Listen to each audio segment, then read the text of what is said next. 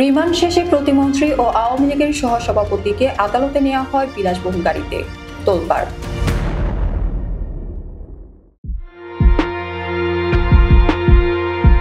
ঢাকার সাভারে ছাত্র জনতার ওপর গুলি চালিয়ে হত্যা মামলায় গ্রেফতার সাবেক ত্রাণ প্রতিমন্ত্রী ও ঢাকা জেলা আওয়ামী লীগের সহসভাপতি ডাক্তার এনামুর রহমানকে বিলাসবহুল প্রাইভেট গাড়িতে করে আদালতে পাঠানো হয়েছে। তার পরিবারের ব্যবস্থাপনায় বিলাসবহুল প্রাইভেট গাড়িতে আদালতে পাঠানো নিয়ে পুলিশের বিরুদ্ধে অভিযোগ সামাজিক যোগাযোগ মাধ্যমে তোলপাড় সৃষ্টি হয়েছে।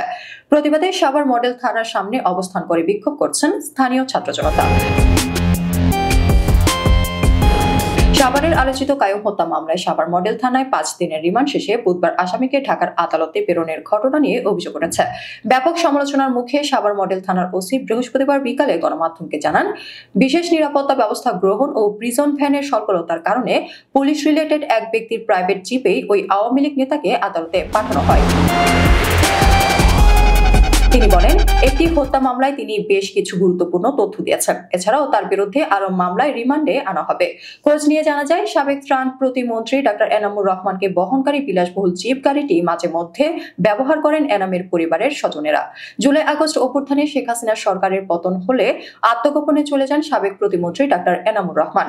তবে সম্প্রতি গ্রেফতারের পর সাভারে বৈষম্য বিরোধী ছাত্র আন্দোলনে আলোচিত কায়ুম হত্যা মামলায় 5 দিনের রিমান্ডে তাকে সাভার মডেল থানায় আনা হয়।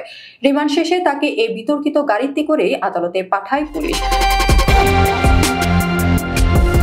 সাভার মডেল থানা প্রাঙ্গণ থেকে ডাক্তার এনামকে গাড়িতে উঠানো হলেও পরে যাত্রাপথে গাড়িতে এই আসামির পাশে উঠে বসেন তার প্রথম স্ত্রী রওশন আক্তার লাভলি বলে অভিযোগ ওঠে।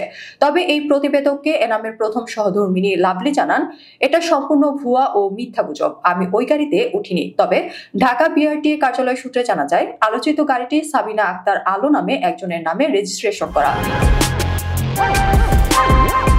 তবে তার নামে রেজিস্ট্রেশনকৃত গাড়িটি ডাক্তার এনামের পরিবার ব্যবহারের বিষয় নিয়ে সাবিনা আক্তার আলোর স্বামী ফয়েজ আহমেদ বলেন, গাড়িটা ব্যক্তিগত কাজে ব্যবহার করলেও মাঝে মধ্যে রেন্টে ভাড়া দিয়ে থাকে। ছাত্র জনতা হত্যার আলোচিত মামলায় গ্রেফতার অন্যতম শীর্ষ এই আসামির প্রতি পুলিশের এমন নমনীয় আচরণের বিষয়টি নিয়ে সমালোচনা করেছেন নেটিজেনরা। বিষয়টি জানাজানি হওয়ার পর থেকে এ নিয়ে সামাজিক যোগাযোগ মাধ্যম ফেসবুকে নিন্দার ঝড় তুলেছেন সাভারে জুলাই আগস্ট আন্দোলনের প্রথম সারিতে অংশ নেওয়া অনেকেই। এদিকে এমন ঘটনার প্রতিবাদে বুধবার দুপুরের পর সাভার মডেল থানার সামনে অবস্থান করে বিক্ষোভ করেছেন ছাত্র জনতা। অবিলম্বে এই ঘটনায় জড়িত পুলিশের কর্মকর্তাদের বিরুদ্ধে বিভাগীয় ব্যবস্থা গ্রহণ ও ছাত্র জনতাকে গুলি করে হত্যা মামলার সব আসামিকে গ্রেফতারের দাবি জানান তারা।